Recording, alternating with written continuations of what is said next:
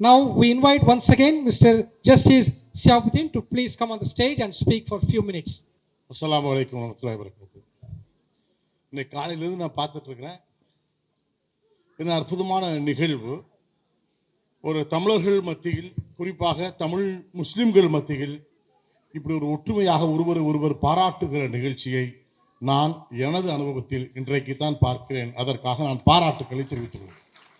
First நம்ம Rafiq sir, அதாவது மேடையில் பொதுவாக எல்லா மனிதர்களும் நாம் பாராட்ட வேண்டும் என்று நினைப்பார்கள், பிறரை பாராட்டுவதற்கு ஆசைப்பட மாட்டார்கள். ஆனால் இவர் மேடையில் உட்காராமலேயே ஒரு ஓரத்தில் நின்று கொண்டு ஒவ்வொருவரையும் அமர வைத்து பரிசளித்து அதை பார்த்து புலகாங்கிதம் அடைகிற ஒரு மனிதனாக இருக்கிறார்.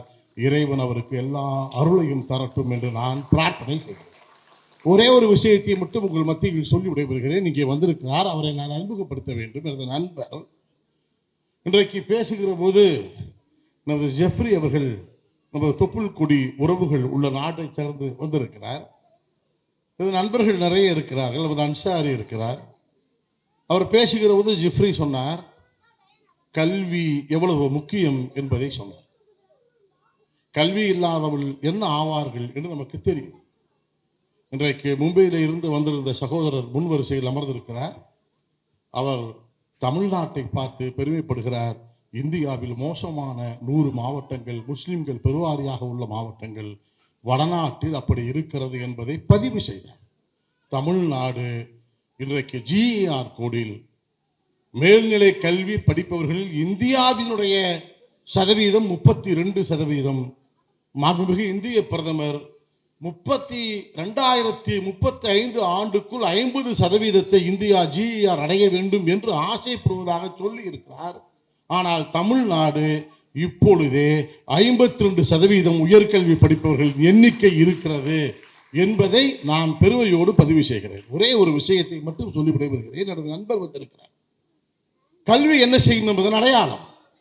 கல்வி இல்லாத ஒரு குடும்பத்தில் பிறந்தவர், ஏழ்மையான தந்தைக்கும் தாய்க்கும் பிறந்தவர், ஒரு கிராமத்தில் இருந்து படித்து அந்த குடும்பத்திலேயே அவர்தான் முதலாக 10வது பாஸ் ஆனார்.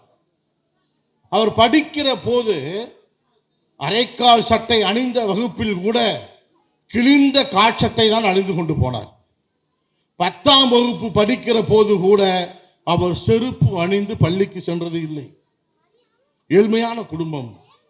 உறவினர்கள் மத்தியிலே திருமணங்களில் புகைப்படம் எடுக்கிற போது அந்த பையன் நின்றுவிடக் கூடாது என்று உறவினர்கள் விரும்புவார்கள்.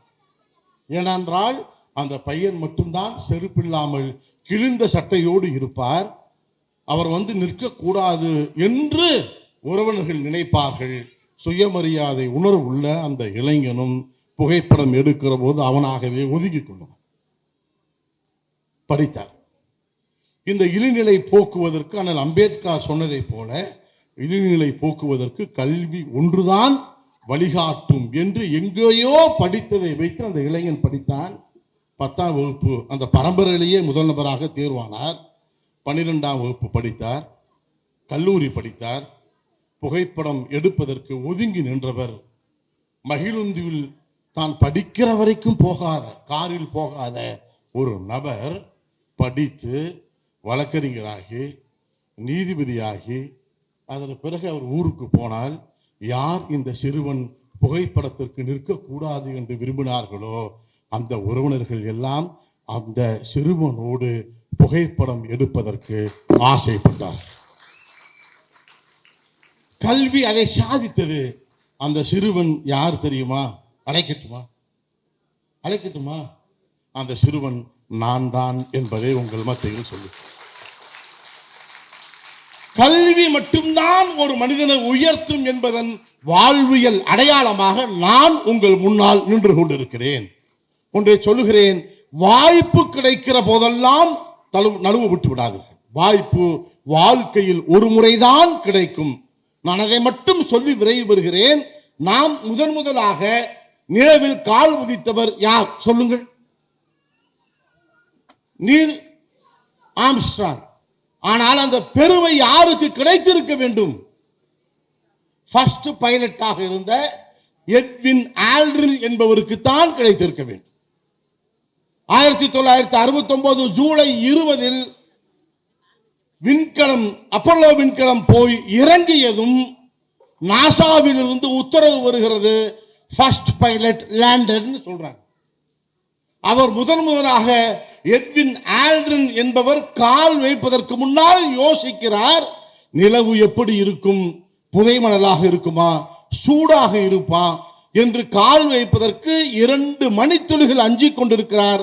இறங்கினாரா இல்லையா என்று தெரியாமல் நாசாவில் இருந்து செகண்ட் பைலட் லேண்டட் என்று சொல்றாங்க. நீல் ஆம்ஸ்ட்ராங் என்ன செய்கிறார் தெரியுமா? டப் என்று கீழே இறங்கி I am Neil Armstrong landed என்று சொல்றான். அப்பதான் நாசாவுக்கு தெரிகிறது இவர் முதல் விமானி இறங்கவில்லை என்று. அந்த பெருமையை நீல் ஆம்ஸ்ட்ராங் பெற்றுக் கொள்கிறார். வாய்ப்பு கிடைக்கிற போது தவற விடாதீர்கள், அப்போதுதான் வாழ்க்கையில் வெற்றி பெற முடியும். நன்றி, வணக்கம். அஸ்ஸலாமு அலைக்கும்.